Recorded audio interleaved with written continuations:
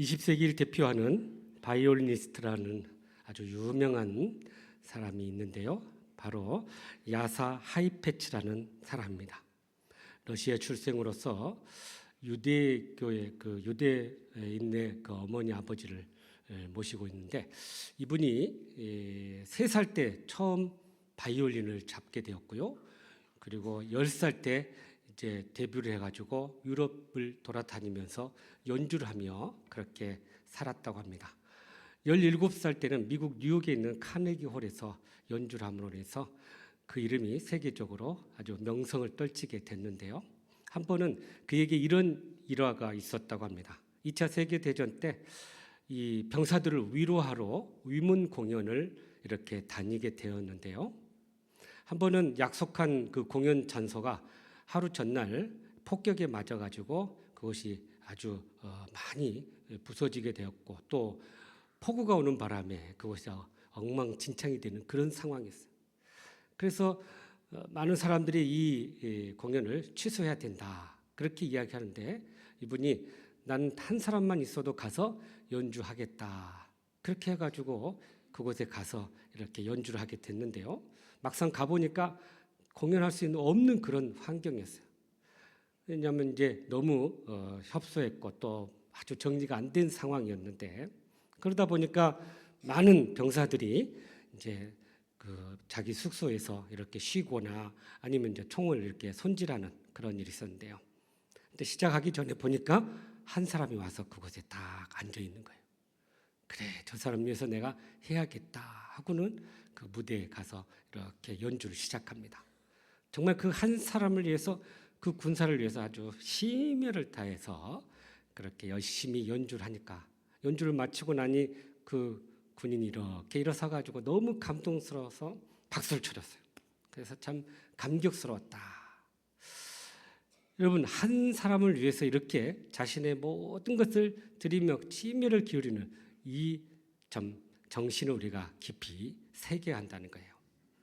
예수님께서도 한 영혼을 위해서 그렇게 자신의 모든 것에 집중하고 정말 심혈을 기울였던 그런 사역을 우리에게 보여주셨습니다. 그래서 우리가 한 영혼을 품어야 될 이유가 바로 여기 있는 거예요. 여러분, 우리가 4월 20일은 부활절이기도 하지만 우리가 총동원 전도 주일로 지킵니다. 이날은 원플러스 전도 우리가 초청 주일로 지키게 된 거죠. 앞으로 우리가 3주 남았는데 그 남은 기간에 정말 주님의 이 마음을 품고 한 영혼을 열심히 품고 기도하고 또 관계 맺고 또 그렇게 주님께 인도할 수 있는 복된 기간이 될 수 있기를 간절히 바랍니다. 그래서 부활절 아침에는 정말 우리 성전 안에 영혼 구원의 열매들이 아름답게 맺혀지기를 간절히 바랍니다. 오늘 말씀은 바로 이 한 영혼을 예수님께서 귀하게 여기시는 그런 비유의 말씀입니다. 누가복음 15장에 보면은 한 영혼이 얼마나 중요하고 소중하다는 것을 말씀해 주기 위해서 3가지 비유를 우리에게 말씀해 주고 있어요. 하나는 잃은 양에 대한 비유, 하나는 잃은 드라크마, 동전의 비유, 하나는 잃은 아들의 비유입니다. 여기 우리가 보면서 적어도 우리가 주님을 따른다면, 또 우리가 주님을 제자가 된다면 주님의 마음에 우리도 그 주님의 마음을 품어야 한다는 거예요. 주님의 마음이 있는 곳에 우리도 우리의 마음을 두어야 한다는 거예요. 성경을 통해서 우리가 알 수 있는 것은 예수님은 항상 잃어버린 한 영혼의 마음을 두고 계셨다는 것입니다. 그 영혼을 위해서 기도하고 그 영혼을 주님 하나님께 인도하는 그런 삶을 사셨던 거죠. 그러므로 우리가 잃어버린 한 영혼을 위해서 어떻게 하며 살아갈 수 있을 것인지 오늘 또 주시는 말씀을 통해 주님의 음성을 듣고 그렇게 순종함으로, 그렇게 우리의 삶 가운데도 정말 주님이 찾으시는 한 영혼을 품고 이번 기회에 주님께 인도하는 저와 여러분의 삶이 되시기를 주님의 이름으로 축복합니다. 먼저 우리 4절 말씀을 같이 읽어볼까요? 시작. 너희 중에 어떤 사람이 양 100마리가 있는데 그 중에 하나를 잃으면 99마리를 들에 두고 그 잃은 것을 찾아내기까지 찾아다니지 아니하겠느냐. 아멘. 양은 성경에서 보면요, 구약 성경에서는 양을 하나님께서 선택한 이스라엘 백성을 상징하고요, 신약 성경에서는 하나님께서 인류를 구원하기 위해 세우신 하나님의 어린 양 예수 그리스도를 상징합니다. 그런데 전반적으로 봤을 때는 이 양은 바로 하나님의 선택하신 하나님의 백성들, 또 하나님의 자녀들을 양이라고 이렇게 우리가 부르게 됩니다. 그런데 이 양을 가만히 우리가 보면요, 그야말로 아무런 방어 무기도 없고 또 공격 무기도 없는 그런 아주 연약한 존재라는 것을 우리가 알게 돼요. 손은 그래도 무딘 뼈라도 있어서 이렇게 뿔로 받아 치기도 하지요. 방어하기도 합니다. 그리고 사자나 맹수 같은 동물들은 이 발톱이나 날카로운 이빨로 공격하기도 하요. 그런데 양을 보면은 그런 공격용, 방어용 아무것도 없는 그런 존재라는 것을 우리가 보게 됩니다. 개나 고양이는 이렇게 보면 집을 찾아오기도 하는데요, 양은 스스로 혼자 찾아올 수도 없는 그런 존재라는 거예요. 그러니까 한마디로 이 목자가 없이는 살아갈 수 없는 존재이죠. 바로 이른 양의 이 비유를 통해서 하나님은 우리가 목자 대신 하나님을 의지하며 살아야 될 것임을 강조하기 위해서 이 말씀을 주셨다는 사실입니다. 특히 시력이 약한 양은요, 다른 짐승의 공격에 스스로 방어할 능력이 없기 때문에 그야말로 목자 없이는 한순간도 살아갈 수 없는 존재라는 사실이에요.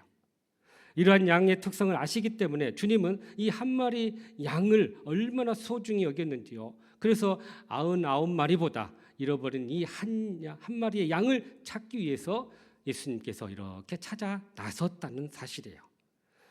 그래서 많은 사람들이 예수님의 이러한 모습을 보고 이건 너무 비합리적인 거 아니냐, 한 마리보다는 99마리가 더 귀하지 않느냐라고 이야기를 합니다.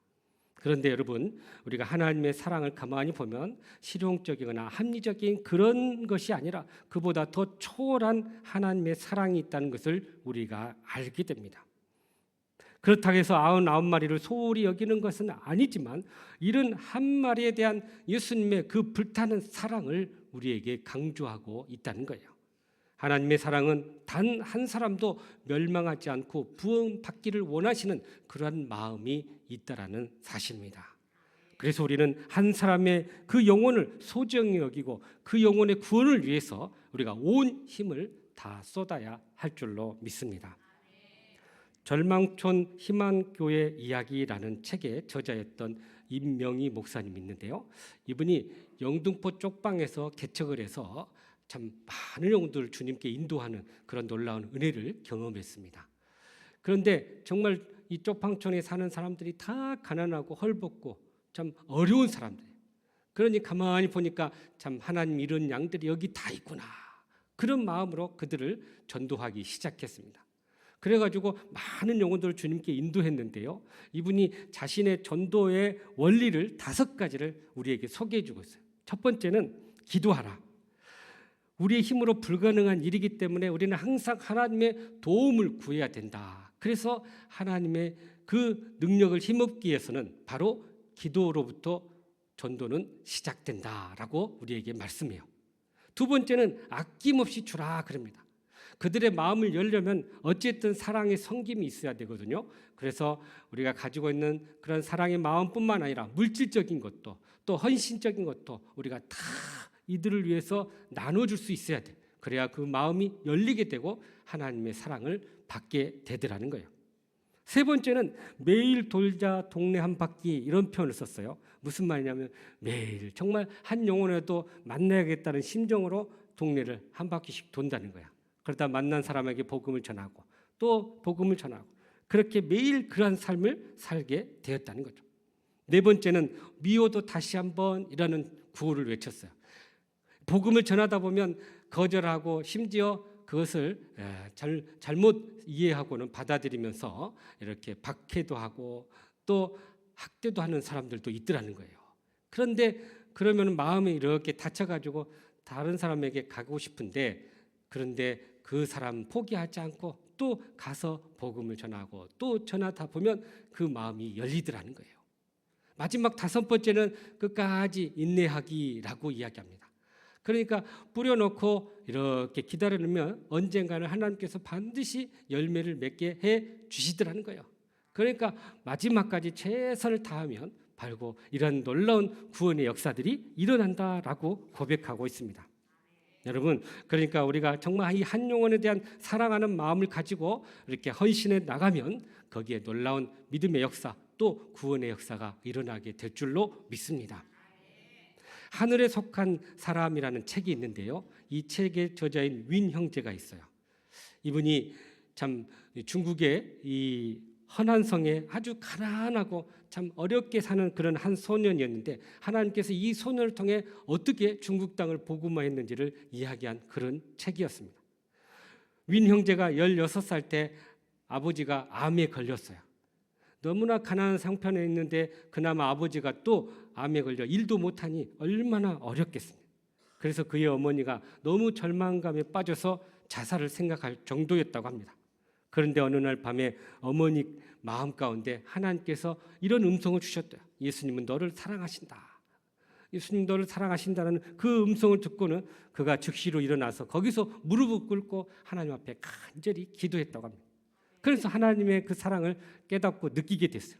그리고 나서 가족들, 자녀들을 다 불러놓고 우리가 하나님 앞에 기도하자. 그래서 일주일을 기도하고 하나님 앞에 매달렸더니 하나님께서 기적적으로 남편의 암을 치유해 주셨던 거죠. 이런 놀라운 은혜를 경험하고 나니까 이 윈 형제가 자기의 마을에 있는 동네에 사는 사람들에게 이 사실을 알려줬어요. 그리고 거기서 멈추지 않고 옆에 이웃 동네에 가서 우리 하나님께서 우리 아버지 암을 고쳐주셨습니다 하고 막 외치면서 복음을 전하기 시작했던 거죠. 그런데 그렇게 전하다가 결국 중국 공안에 걸려가지고 감옥에 가서 온갖 매질을 당하고 온갖 고통을 겪었던. 그런데 풀려나면 또 가서 복음을 전하고 또 다른 지역에 가서 복음을 전하고 그러다가 또 잡혀오고 그렇게 30번을 감옥에 오가는 그런 일이 있었다는 거예요. 그런데요, 놀랍게도 그 감옥에 가서 자기를 매질하는 사람, 고통스럽게 한 사람들까지도 복음을 전해서 죄수들뿐만 아니라 간수들까지도 복음을 전해가지고 주님께 나오는 역사들이 일어나게 되었다는 거예요. 1997년 3월에는요 또 체포됐다가 이제는 이제 체포되면 죽는다 하니까는 탈출을 해가지고 독일로 가서 독일에서 이렇게 중국 선교를 위해서 후방에서 돕는 일을 하게 되었던 거죠. 그러니까 그가 이 모든 일을 하면서 하나님의 그 마음을 알고 깨닫게 되니 어떻게 해서든지 이 복음을 전해야겠다는 그 심정으로 복음을 전했을 때 하나님께서 그를 통해 많은 영혼들이 주님 앞에 돌아오는 놀라운 역사가 있었다라는 사실입니다. 이처럼 우리가 목자의 심정으로 하나님의 아버지의 마음을 품게 되면 잃어버린 그 한 영혼을 우리가 집중하게 되고 그 영혼을 향해서 나아가게 될 줄로 믿습니다. 복음성가 중에 하나님 아버지의 마음이라는 찬양이 있는데요. 이런 가사가 있어요. 한번 띄워보세요. 시작. 아버지 당신의 마음이 있는 곳에 나의 마음이 있기를 원해요. 아버지 당신의 눈물이 곳에 나의 눈물이 고이길 원해요. 아버지 당신이 바라보는 영혼에게 나의 두 눈이 향하길 원해요. 아버지 당신이 울고 있는 어두운 땅에 나의 두 발이 향하길 원해요. 나의 마음이 아버지의 마음 알아 내 모든 뜻 아버지의 뜻이 될 수 있기를 나의 온몸이 아버지의 마음을 알아 내 모든 삶 당신의 삶 되기를 라고 고백하고 있습니다. 여러분, 그러니까 우리가 하나님의 아버지의 마음을 품고 나가면요 하나님께서 우리와 동행하시고 또 우리에게 능력을 주시고 은혜를 주셔서 감당할 수 있는 은혜도 힘도 열매도 주실 줄로 믿습니다. 그러므로 우리가 한 영혼의 소중함을 깨닫고 정말 불신자들과 또 잃어버렸던 영혼들, 상처받아서 정말 떠났던 이 영혼들을 이번 원플러스 운동을 통해서 꼭 주님께 인도하는 저와 여러분의 삶이 되시기를 주님의 이름으로 축복합니다. 계속해서 우리 5절과 6절 말씀 읽어볼까요? 시작. 또 찾아낸즉 즐거워 어깨에 메고 집에 와서 그 벗과 이웃을 불러 모으고 말하되 나와 함께 즐기자 나의 잃은 양을 찾아 내었노라 하리라. 아멘. 여기 보면 이 양을 찾아오면서 이렇게 몰고 오지 않고 어깨에 메고 왔다라고 이야기합니다. 여러분 여기서 우리가 주목해야 될 게 보통 양을 이렇게 어깨에 매는 일은 이 양이 다쳐서 걸을 수 없을 경우에 그렇게 어깨에 매는데 오늘 말씀 보니까 이렇게 기쁨으로 그 영혼을 다시 찾으니 어깨에 메고 왔다라고 이야기합니다. 여러분 어깨에 맸다는 말은요 굉장히 여기에 그 대상에 대한 엄청난 존경과 또 소중함이 이렇게 들어있는 행위라는 사실이에요. 이 성막 안에 있는 벗개를 이스라엘 백성들이 옮겨갈 때 이 제사장들이 이 벗개를 어깨에 메고 이동을 했다라는 사실입니다. 그러니까 누군가를 또는 무엇을 어깨에 맸다는 것은 그만큼 그것이 소중하고 또 아주 귀하다는 것을 상징하고 있다는 거예요. 유대 전설에 의하면 모세가 장인의 양을 돌보게 됐는데요. 그러니까 이제 살인을 하고 미디안 광야의 도피 생활을 하게 됐는데 거기서 이렇게 양을 치면서 아주 그 목자의 마음을 품게 됐다는 거예요. 그래서 한 번은 이런 양을 찾아가지고 오는데 그 양을 어깨에 메고 오는 것을 보고 하나님이 그래 얘는 목자의 마음을 갖고 있구나. 그래서 이스라엘 백성들을 이 사람에게 맡겨야 되겠다 하고 이 모세를 불렀다고 이야기합니다. 그러니까 모세가 그렇게 하나님의 부름을 받을 수 있었던 것은 이 양 한 마리에 대한 소중함 또 귀함을 알고 그렇게 행동했다는 거예요. 이른 양에 대한 사랑 또 이른 양에 대한 그 마음을 우리가 이 모세를 통해서 알게 되고요. 또 오늘 본문의 이 목자를 통해서 알게 된다는 사실입니다. 그런데 여러분 이 어깨에 맨다는 것을 우리나라 지금 말로 표현하면 무등을 태웠다 이렇게 표현할 수 있어요. 우리가 가끔 우리 자녀들을 이렇게 어깨에 매는 부모님들을 한번 볼 수가 있는데요. 그만큼 그 아이가 소중하고 귀하기 때문에 자기 어깨 위에 이렇게 세울 수 있었다는 거예요. 이처럼 주님은 회개한 죄인 한 사람을 이렇게 소중하게 여기고 귀하게 여긴다는 것입니다. 그래서 그를 어깨에 메고 이렇게 기쁘게 돌아온다는 것을 말씀해 주고 있어요. 이사야 49장 22절에 보면 이런 말씀이 있는데요. 한번 보세요. 시작. 주 여호와가 이같이 이르노라. 내가 문 나라를 향하여 나의 손을 들고 민족들을 향하여 나의 기치를 세울 것이라. 그들이 내 아들들을 품에 안고 내 딸들을 어깨에 메고 올 것이며. 아멘. 마지막 때 하나님께서 하나님의 백성들을 회복할 때 놀랍게도 이방 나라 사람들이 하나님의 백성들을 어깨에 메고 이렇게 돌아온다는 거예요. 그러니까 하나님께서 이스라엘 백성들의 회복을 이렇게 귀하게 여기고 기쁘게 여긴다는 것을 말씀하고 있는 것입니다. 이처럼 이른 양을 찾아 우리가 나서게 되면 그 찾은 것으로 인하여서 우리가 기뻐하고 즐거워하고 함께 잔치를 베풀게 된다는 거예요. 그러니까 한 영혼을 찾았을 때 그 기쁨이 그 목자 한 사람에게만 있는 게 아니라 그가 속한 가족들 또 주변의 동료들 또 주변의 많은 사람들에게 그 기쁨을 나누기 위해서 함께 모여서 잔치를 베풀게 되었다는 거죠. 한 여집사님이 아무리 전도를 해도 남편이 이렇게 마음을 열지 않았어요. 그래서 어떻게 하면 전도를 할까 하다가 하나님께서 지혜를 주셨답니다. 그래서 남편에게 이렇게 부탁을 했답니다. 여보, 우리가 교회를 가려면은 교통이 불편하니 주일만이라도 우리를 좀 태워다 주십시오. 이렇게 부탁을 했대요. 그래서 하는 수 없이 이제 이 아내와 자녀들을 차에 태워가지고 교회에다가 이렇게 가서 내려주고 자기는 이제 골프 치러 간 거예요. 그게 이제 매일 주마다 이게 습관이 된 거죠. 근데 어느 날 새벽에 또 아침에 일찍 이제 골프를 치려고 연락이 와서 이제 미리 이제 새벽 일찍 나가게 됐는데요. 그날도 이렇게 나가는데 습관적으로 교회를 간 거예요. 새벽에. 그러다가 아차 싶어서 아이고 내가 왜 여기 왔지 하고는 돌이켜 나오려고 하는데 이 주차장 앞에 딱 들어가니까는 목사님이 와가지고 잘 오셨다고 하면서 이렇게 맞이해 주네요.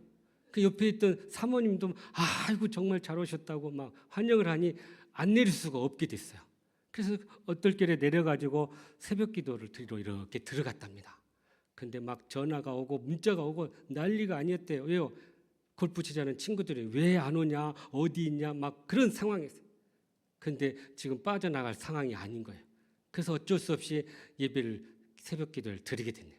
근데 거기서 이렇게 하나님께서 그의 마음에 감동을 주셨어요. 하나님이 나를 사랑하고 계시구나. 정말 하나님이 나를 이렇게 인도하셨구나. 그것을 깨닫고는 거기서부터 마음이 결단하기 시작해요. 내가 이번 주일부터 다녀야겠다. 그렇게 하고 주님 앞에 나오게 됐네요. 그랬더니 이 놀라운 일을 누가 가장 기뻐했겠어요? 그의 아내가 너무나 기쁜 거예요. 얼마나 참 기도했고 얼마나 하나님 앞에 매달렸는데 드디어 하나님께서 이렇게 역사하셨구나. 그러니 아내의 마음 가운데 얼마나 기쁨이 충만했겠어요. 또 우리 자녀들도 야 드디어 우리 아빠가 같이 다닌다. 다른 아빠는 같이 나오는데 우리 아빠가 나오지도 않았는데 야 같이 다니면 얼마나 좋을까 했는데 드디어 나왔다. 근데 여기만 아니에요. 같이 기도했던 구역 식구들이 기뻐했죠. 또 친구들이 기뻐하죠. 놀랍기도 무엇보다도 하나님이 그 영혼이 돌아온 것을 기뻐 받으셨다라는 사실입니다. 여러분, 그러니까 한 사람이 주님 앞에 돌아올 때 그 기쁨이 이렇게 많은 사람들에게 기쁨이 될 수 있다는 것을 우리에게 보여준 사건이에요. 이처럼 우리가 힘써서 기도하고 전도하고 그렇게 주님을 위해서 우리가 헌신하게 되면은 반드시 하나님께서 이 모든 것들을 채워 주신다는 거예요. 그래서 우리가 꼭 기억해야 할 것은 이 복음의 증거 다음에는 우리에게 기쁨도 주지만 하나님의 놀라운 상급과 축복이 있다는 사실을 꼭 기억할 수 있기를 바랍니다. 서울 관악구에 있는 한 교회에 성호정 장로님이라고 계신데요. 이분이 송악식품을 운영하는 경영자였어요. 이분의 특징은 이 방부제를 넣지 않는 떡국이나 떡볶이, 국수, 냉면 뭐 이런 밀가루 음식들을 만들어 가지고 그들 만들어서 파는 종류만 해도 300여 종 되고요. 그 만드는 공장만 해도 54개의 공장이 있었다는 거예요. 그러니까 한때는 아주 잘 나갔답니다. 근데 이렇게 되기까지 이렇게 놀라운 역사가 일어나기까지는 아주 혹독한 시련을 겪었다고 합니다. 정말 자기 계획과 뜻대로 하다 보니까 막 어려움도 겪고 부도 위기에 처하고 2년 동안 큰 참 어려움을 겪는 그림이 있었던 거예요. 그때 하나님 앞에 간절히 부르짖고 기도하면서 하나님의 도움을 통해서 조금씩 회복이 되는데요. 야, 하나님이 나를 이렇게 다시 살려주셨구나. 그렇게 생각하니 너무나 감사해서 이제 내가 버린 것들을 의무적으로 나누며 베풀며 살아야 되겠다. 그렇게 헌신하게 됩니다. 그래서 국내적으로 많은 참 어려운 기관들을 돕기 시작하는데요. 국내에서는 여러 사회복지시설에 자기가 만든 음식들을 이렇게 베풀어 주시고 이웃들을 섬기고 또 북한에도 이것들을 같이 나눌 수 있도록 나눠주고요. 심지어 북한에 이 국수 공장을 만들어 가지고 북한에 굶주린 사람들을 먹게 해줬다는 거예요. 또 해외적으로 동티모르나 또 볼리비아나 몽골이나 케냐에 이렇게 어려운 지역의 사람들에게 이런 물품들을 갖다 나눠주고 또 우물을 파서 먹게 하고 그런 일들을 앞장서서 하게 했던 거죠. 그러니까 얼마나 하나님께서 그 삶에 축복을 해주신대요. 그 사업이 날마다 번창하게 되면서 한 해 매출액이 300억이 넘으면서 중소기업이 받는 최고의 상인 철탑 산업 훈장을 받기까지 이르렀다는 거예요. 여러분, 무엇보다도 하나님의 축복을 누리면서 그렇게 그가 감격하면서 자기에게 베풀었던 그 하나님의 은혜를 간증하고 또 많은 사람들에게 증거하게 됐는데요. 그래서 이분이 늘 하나님 앞에 기도하는 기도 제목이 있답니다. 그것은 뭐냐면 나를 한국의 록펠러가 되어 해 주십시오. 그렇게 기도했다는 거예요. 그래서 가는 곳마다 하나님께서 나 통해서 역사하신 그러한 것들을 알리고 증거하고 간증하는 그런 삶을 살게 되었던 거예요. 그러니요, 많은 사람들에게 그 간증을 듣고 도전을 받아서 그렇게 신앙과 사업의 롤 모델이 되었다고 합니다. 여러분, 전도를 위해서 이렇게 기쁨으로 헌신했을 때 하나님께서 이러한 놀라운 은혜를 주신다고 분명히 성경은 약속하고 있어요. 특별히 다니엘 12장 3절에 이렇게 우리에게 말씀하시네요. 시작. 지혜 있는 자는 궁창의 빛과 같이 빛날 것이요 많은 사람을 옳은 대로 돌아오게 한 자는 별과 같이 영원토록 빛나리라. 아멘. 그러니까 하늘의 별과 같이 빛나도록 그를 높여주시겠다라고 약속해요. 그러니까요, 이렇게 높여준 것뿐만 아니라 물질적인 축복도 많은 사람들에게 영향을 끼치는 축복도 누리게 되었던 거죠. 그러므로 우리도 이번 기회에 원플러스 운동을 통해서 잃은 양을 찾아 하나님 앞에 이렇게 돌아올 때 그 기쁨으로도 충만할 뿐만 아니라 하나님께서 우리에게 베풀으신 그 상급도 풍성하게 누리면서 영광 돌리는 저와 여러분 되시기를 주님의 이름으로 축복합니다. 마지막으로 우리 7절 말씀이네요. 시작. 내가 너희에게 이르노니 이와 같이 죄인 한 사람이 회개하면 하늘에서는 회개할 것 없는 의인 99마리로만 기뻐하는 것보다 더하리라. 아멘. 자, 이렇게 한 영혼이 돌아오니 많은 사람들이 기뻐하는데요. 무엇보다도 기뻐하는 분은 바로 하나님이셨다는 거예요. 그런데 이 하나님께 기쁨을 드린다는 것이 이거 뭘 의미하냐? 바로 하나님께 영광을 드린다는 거예요. 여러분, 우리가 이 땅의 삶의 목적이 뭡니까? 존재하는 이유가 뭡니까? 하나님을 영화롭게 하는 거예요. 하나님을 기쁘게 해드린 거죠. 하나님이 가장 기뻐하시는 이 영혼 구원에 우리가 앞장섰을 때 바로 하나님이 우리를 통해 영광을 받으실 줄로 믿습니다.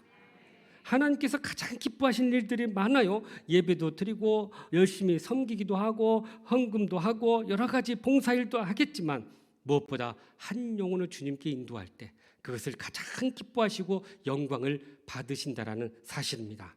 왜 그럴까요? 죽어가던 영혼들이 하나님 앞에 돌아오기 때문에 그래요. 그래서 마귀에게 뺏겼던 영혼이 하나님 앞에 다시 돌아오기 때문에 그 생명이 귀하고 그 생명이 그렇게 소중한다는 것입니다. 뿐만 아니라 이 영혼을 구원하기 위해서 자기의 가장 소중한 독생자 아들 예수 그리스도를 십자가에 내어주셨기 때문에 그 사랑의 대가로 맺어지는 그 열매이기 때문에 얼마나 하나님께서 크게 영광을 받는지를 우리에게 말씀해 주고 있는 것입니다. 그러니 이 한 영혼이 돌아왔을 때 천국에는 잔치가 일어난다는 거예요. 그러고 보면 천국은 늘 잔치에 그 풍성함이 있음을 우리가 알게 됩니다. 왜냐하면 그 영혼들이 돌아올 때 기쁨의 잔치, 또 감사의 잔치, 찬양의 잔치, 구원의 잔치가 가득한 그런 곳이라는 것이에요. 바로 한 영혼이 돌아오는 그 은혜 가운데 이러한 놀라운 축복이 있다는 것입니다. 그래서 스바냐 3장 17절에 이렇게 말씀하시네요. 보세요. 시작. 너희 하나님 여호와가 너희 가운데 계시니 그는 구원을 베푸실 전능자이시라. 그가 너로 말미암아 기쁨을 이기지 못하시며 너를 잠잠히 사랑하시며 너로 말미암아 즐거이 부르며 기뻐하시리라 하리라. 아멘. 여기 분명히 뭐라고 말해요? 우리가 한 영혼을 이끌었을 때 너로 말미암아 기쁨을 이기지 못한다. 얼마나 기쁨이 충만하면 기쁨을 이기지 못한다. 너로 말미암아 즐거이 부른다. 이렇게 말씀하고 있습니다. 바로 우리가 한 영혼을 인도했을 때 하나님이 경험하시는 놀라운 기쁨과 영광이라는 사실이에요. 비즈니스 컨설턴트로 한때 아주 유명했던 미국의 마이클 르페프라는 분이 있어요. 르페프 발음하기 참 어려운데 이분이 이런 책을 썼어요. 평생 고객으로 만드는 방법이라는 책을 썼는데 이 책에 이런 내용이 나옵니다. 옷을 팔려고 하지 말고 그 옷을 입음으로 말미암아 매혹적인 외모를 기대하도록 하라는 거예요. 그러니까 그 옷을 입어서 다른 사람들에게 야, 참 멋있다 하는 마음을 갖게 하도록 옷을 팔라네요.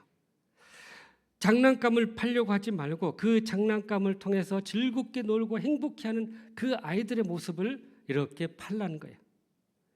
또 물건을 팔려고 하지 말고 그 물건에 들어가 있는 그런 희망과 또 꿈과 행복을 팔아라 이렇게 이야기합니다. 여러분, 여기서 우리가 중요하게 봐야 될 게 이거예요. 물건을 통해서 그것을 통해 누릴 수 있는 행복을 기대하게 만들고 그것을 이렇게 나누라는 거죠. 자, 그러면 우리가 이것을 전도에 적용해 봅시다. 우리가 이것을 복음을 증거하는 데 있어서 복음을 통해 또 구원을 통해 누릴 수 있는 그 기대와 축복과 그 열매가 무엇인가를 이 한 영혼들에게 소개해 줘야 된다는 거예요. 그래서 그들이 예수 믿게 만들게 하고 하나님 앞에 나올 수 있도록 그것을 만들어 주라고 이야기하고 있습니다. 우리가 그래서 전도는요, 입으로 하는 게 아니라 삶으로 해야 된다라고 이야기합니다. 예수 믿게 됐을 때 갖게 되는 축복, 또 아름다운 삶, 또 거기에 대한 열매, 이것들을 이렇게 불신자들이 보고 느낄 수 있게 해줘야 된다는 거예요. 그럴 때 삶의 감동을 받게 되고 하나님 앞에 나오게 된다는 사실입니다. 바나바 행전이라는 책을 쓴 이강천 목사님 계신데요. 이분이 친구 아버지를 통해서 처음 이렇게 교회에 나오게 됐답니다. 교회에 나오니까 얼마나 감사한지. 왜냐하면 그의 삶이 너무나도 어렵고 힘든 가난한 집에 살았다는 거예요. 그래서 예수 믿고 나서 이분이 이런 표현을 썼어요. 자기는 예수 믿기 전에는 없고도 없고군 없으면 없고리 이런 데서 살았다는데, 그런데 예수 믿고 나니까 있고도 있고군 있고면 있고리에 살게 됐다. 그러니까 풍성해졌다는 거예요. 그러면서 이 은혜를 막 사람들에게 알려주고 싶게 되는데요. 그러다가 소명을 받고 신학교에 가서 이렇게 목사가 되고요. 나중에는 교수까지 됩니다. 신학교 교수가 돼요. 그런데 가만히 보니까 신학 교수 생활이 너무나 이렇게 참 자기가 생각했던 거와 이렇게 맞지 않은 거예요. 그래서 자기는 전도하며 살아야 되겠다 하면서 교수를 이렇게 미리 이제 은퇴를 하고 나서 목사들 훈련하는 훈련 센터를 하나 만들어야겠다 하고 만든 게 바나바 훈련소라는 이 훈련 센터를 만들었어요. 그래가지고 여기서 목회자들을 훈련하고 또 전도하는 법을 가르쳐주고 또 특히 개척하는 목회자들을 불러가지고 개척할 때 어떻게 전도해야 되는지를 막 노하우를 알려주기 시작합니다. 그래서 많은 사람들에게 비전을 주고 꿈을 줬는데요. 여러분, 여기서 우리가 한 가지 알아야 될 것은 한 사람 이렇게 전도하면 그 한 사람만 나오는 게 아니에요. 우리가 한 사람에 집중하다 보면 거기에 집중하는데 놀랍게도 하나님의 축복은 여기서 멈추지 않고 이 한 사람과 관계된 사람들이 나오게 된다는 거예요. 그의 배우자가 나오게 되고 그의 자녀들이 나오게 되고 그의 친구들이 나오게 되고, 마치 우리가 고구마 뿌리를 이렇게 뜯어내고 뽑으면 거기에 고구마들이 막 줄줄줄줄 따라 나오듯이 이 한 영혼이 불어 이렇게 주님 앞에 나오면 그와 관계된 사람들이 다 주님 앞에 나오더라는 거예요. 그러니 얼마나 큰 축복이고 열매입니까? 하나님께서 이 기쁨을 주셨다는 거죠. 여러분, 우리가 이제 이렇게 교회가 이전하고 막 이제 새롭게 막 세워지고 그런 상황 속에서 많은 참 좋은 소식들이, 간증의 이야기들이 들려오는데요. 한 분은 어머니를 이제 다시 이렇게 교회 다니게 하기 위해서 이렇게 이쪽으로 와가지고 저희 교회 등록해서 어머니를 매주 이렇게 모시고 오는 분도 있다고 해요. 또 탁구 교실에 이렇게 이제 세워지니까 거기 가서 배워야 되겠다 하고 그동안 안 나왔던 분이 이렇게 나와서 또 이렇게 운동하면서 교회에 나오게 됐다고 해요. 또 최근에 등록한 한 청년은요, 타 지역에서 우리 교회를 오게 됐는데 이 지역에 어떤 교회를 갈까 하고는 다 리서치를 했답니다. 가지고 이 홈페이지도 보고 뭐 다 검사해가지고는 제일 이 교회가 낫겠다 해가지고 어디 교회 왔다고요? 선함교회 왔던 거예요. 그러니까 우리 교회가 이렇게 지역사회에서 정말 건강하게 세워지고 은혜롭고 또 이렇게 시설도 아름다우니까 많은 영혼들이 이제 조금만 우리가 이렇게 모시고 전도하면요, 올 수 있는 지금 준비를 하고 있다는 거예요. 저도 이번 원플러스 운동을 통해서 누굴 전도할까 하고 기도하고 있는데 마침 한 장로님이 이렇게 저를 불러서 우리 친구 좀 전도해 달라고 그렇게 요청이 왔어요. 그래서 잘 됐다 그래가지고 그분을 만났는데 사실 여러 번 만났어요. 여러 번 만나면서 관계도 맺고 이렇게 이제 교회를 모시려고 그랬는데 가만히 들어보니까 젊었을 때 열심히 교회를 다녔던 거예요. 어머니랑 그렇게 교회에 충성했던 분인데 교회에 이렇게 상처를 받아가지고 오랫동안 교회를 떠나 있었던 거죠. 그러니 이 상처받은 마음이 이렇게 쉽게 돌아오질 않아요. 그래서 우리가 계속 사랑의 마음으로 섬기고 돌봐주고 관계를 맺고 만나면서 이런저런 이야기를 하면서 이렇게 친해지기 시작했습니다.